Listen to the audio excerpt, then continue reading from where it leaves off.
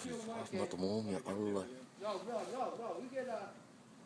There was nobody there to give you the lunch money, but you كان got القرف in at يدار الحديقة يا متروسي no. You دينها. go up the gatehouse, the guy was, you get in the slip, you get your 2 envelopes with money in it. And I think it was Tom Hickey, brother, and somebody bought like probably $3,000 since the guy bought the money. Even though I like Tom do it on the sneaky side. No, yeah. And I like Tom. It had nothing to do with,